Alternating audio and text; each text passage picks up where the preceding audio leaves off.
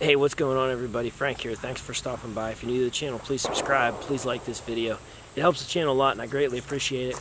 Don't mind any gunshots you may hear in the beginning of the video. It's just your typical Saturday night around here. So this video is all about the building behind me.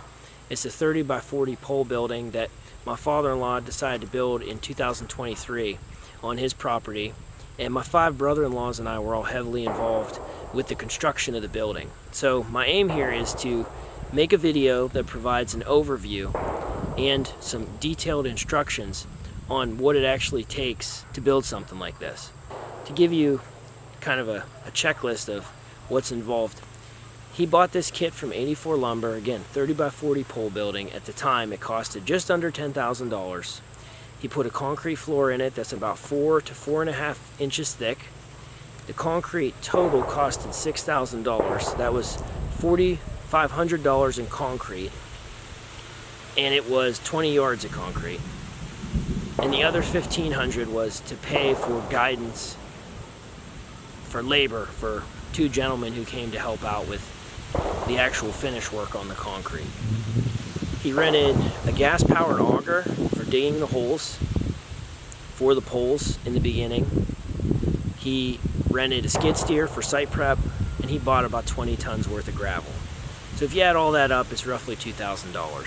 So you have $10,000 for the building, $6,000 for the concrete, and say $2,000 for the things I mentioned. So you're looking, he spent really around $18,000 on something like this. Now keep in mind, a lot of people aren't going to do the labor to actually construct the building, so you may have that area, you know, as well. But that's what it costed him in 2023. It took about 3 to 4 months, but we weren't able to work on it all the time. We were able to chip away at it when we had time. We were all able to be on site together. The other huge variable here that needs discussed is building codes in your township, municipality, your state, so on and so forth.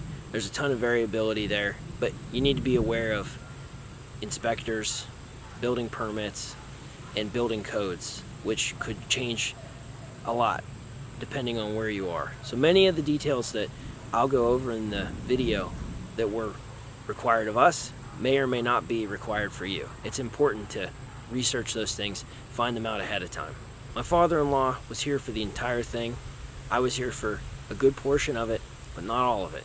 So I'm going to do my very best to give you guys as much information as I can to capture from beginning to end what all this project is involved to its entirety. I'm going to give you guys a blueprint on what we did step by step and show you some information along the way. In this first photo you can see that the skid steer is on site. He rented it from Cat Equipment.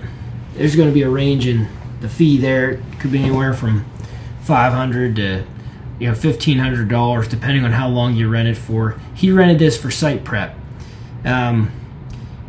He also had a transit level that he was able to use for that site prep.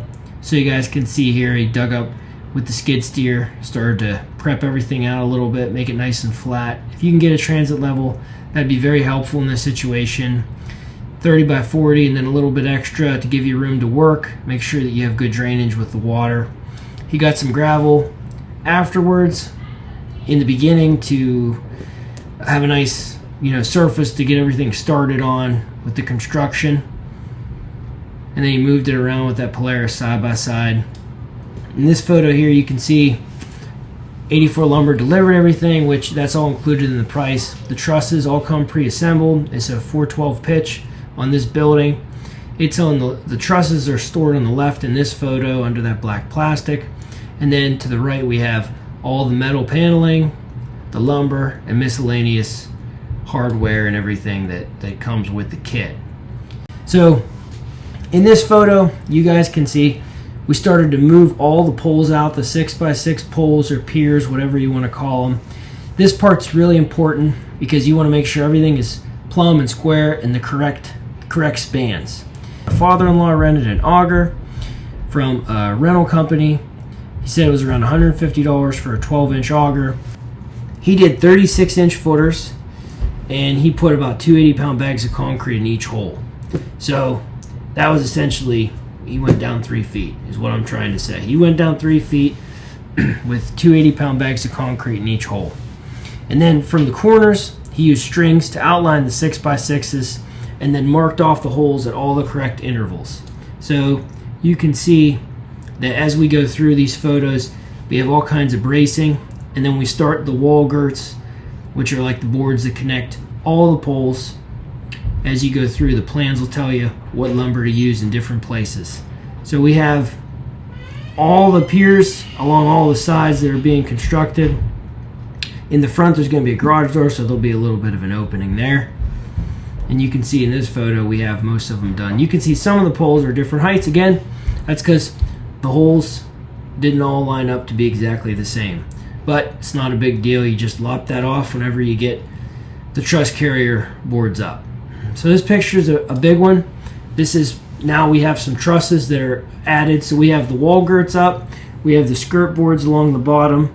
We have some strength now in the structure, and on the left and right side of the building you have the header boards or the truss carriers, 2x10s, and you can start to actually put your trusses up. So every span that it was written in the plans, we put a hurricane barrier on that truss carrier that allows us to know exactly where the trusses go. So you don't need equipment, you don't need a man lift for a building this size to install the trusses. But a few things I do want to note is you want to mark all your trusses for where the purlins are going to go. And again, purlins, if you don't know this, they are just the boards that run perpendicular that connect all your trusses on the roof. So you want to mark your trusses with a Sharpie before you take them off the ground, because it'll make it so much easier to line up your purlins in comparison to doing it when they're all up in the air. So you want everything to be plumb square and uniform the whole way across, as straight as it can be, ideally. And you want to do that on the ground because it'll just be much easier. So the other thing worth noting is when the trusses are assembled, if you have 3 people, ideally, you can do these trusses from the ground. You have to carry the truss inside the structure, flip it upside down, keep the point, the peak, I should say, of the truss down towards the ground, and you'll take one side, flip it up, slide it up on top of that truss carrier header board, pop it into the hurricane bracket, and then you can take the other side, another person can go up a ladder on the other side and lift that with them as they go up the ladder, pop that into the hurricane bracket, or even slide them next to the hurricane bracket, I should say. Then what you'll do is you'll have someone in the middle. Whenever 2 people are out holding their end of the truss onto that header board, you'll have a person in the middle with a 2x4 that's long enough to reach all the way to the top of the truss when it's upright, and with a notch in the end of it so that you can grab the truss and sort of flip it. So in this next photo, you can see I'm actually doing that, I think, right here, where I have that long piece of lumber and then one guy is on each side of the truss holding it on a ladder on that header board. You can flip that truss upright, and then the guys on the ladders can move the truss, lift it, and put it right inside that hurricane bracket. So you keep repeating that process over and over again, and as you do it, you connect each truss off of the previous truss with the purlins that are going to be lined up on those marks we talked about. So you keep doing the same thing over and over again, and eventually you'll get to that front truss. It's a little bit different and more difficult just because there's different ways to do it. I'm not a contractor. None of us are contractors. We figured this out as we went. I think that to do the front truss, we had the ladder set up on the front of the building, and we carried it up and then tried to do the whole thing, just sort of set it up there and then flip the whole thing from the outside upwards is what we did. So just continued the whole process, but it was a little bit more tricky because you had to do it on the outside of the building. So it's something that you have to put a little bit of thought into, and there's a ton of great videos online that kind of visualize what I'm actually explaining to maybe make it easier. Unfortunately, I didn't film us doing that. So you can see though that we got the final truss on, all that metal up for the metal paneling on the sides. So that's another thing worth saying that's important is, so you could build jigs if you want that are out of 2x4s that are the correct length that you need between the trusses to kind of help hold the trusses in place. You'd slide them over the truss that was previously installed and then the new truss to kind of hold it in place while you have time to get up there and pound your purlins in place, put some nails in. It's just a different way of doing it. It make it a little bit easier for you, and it just depends to how comfortable you are on ladders and heights. So that you can see in this photo, my father-in-law started the panels on the sides. So he actually started at the top with the tan metal, and he went underneath that purlin that's right there. He went underneath that purlin that's right there, and then just ran it down so that the brown goes right into that, and then you end up at the right height for the walls. So you start there. You have the metal walls on top to line up the bottom walls. And one thing that's worth noting is for all the wall girts and all the paneling, the metal panels at the top for the purlins, it doesn't hurt to check your measurements and then pre-drill the metal before you actually go to put it on the walls or on the ceiling.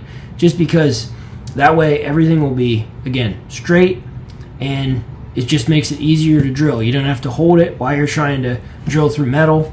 It just makes it a little bit faster. You can go through and add that stuff right onto the walls or on the roof. Then here's an up close shot. You can see the skirting board or the wrap board that's down at the bottom. It's still sticking out, but it doesn't matter because that's all going to get covered. And then we have a little bit of an up close shot of the side there, showing the front, the lumber on the truss, some footage of us finishing up the purlins. And now in this photo we start on the metal on the roof. So again, you're going to want to pre-drill that. You're going to want to set your ladders up. There's different ways of doing it. You can walk up on the roof if you feel comfortable with heights. You can screw it as you go and just keep working your way back, or you can keep moving the ladders and or have people hand it up to you. Find a system that works. We just kept moving the ladders and it all worked out. It all worked out well. You move 3 feet at a time, and before you know it, one side's done, then you can do the other side. So we did the ridge cap after we added half of the ridge cap on the peak after we did the first side of the metal on the roof. And there are these little foam inserts that you put in that slide underneath the peak but on top of the metal to help keep debris and birds and animals and stuff from going in and out, but still allows everything to vent. Those come with the whole kit, so that's something important to throw in there.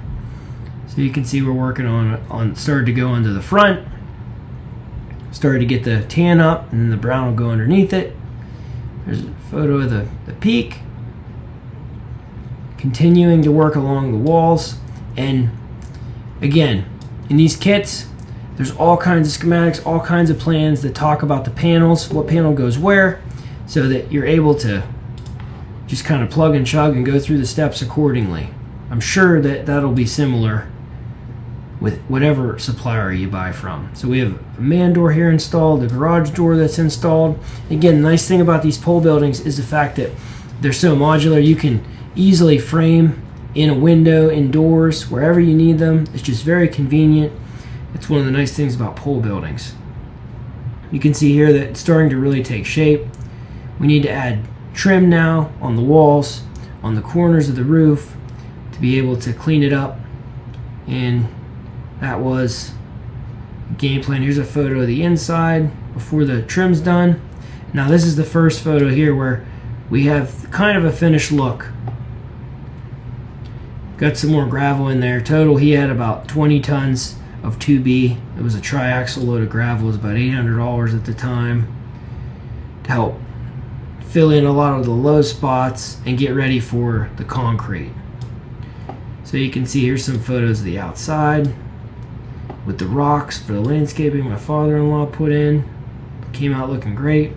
And now the concrete. So again, we had about $6,000 total in concrete. It was $4,500 for the concrete themselves, and $1,500 was for the labor for the 2 guys that came to actually help finish the concrete.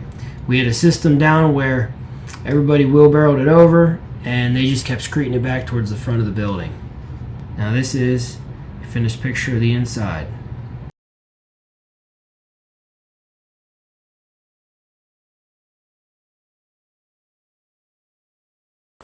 Hey everyone, so that's it. 30 by 40 pole building completed. This is the end product. Hope you guys liked this video. I hope it helped you. If you have any questions about anything I talked about or didn't talk about, please leave them down in the comments below. I'll try to get back to you. Thanks for watching. If you've watched this long, please consider subscribing. It really helps. Talk to you guys later. We'll see you in the next video. Thanks.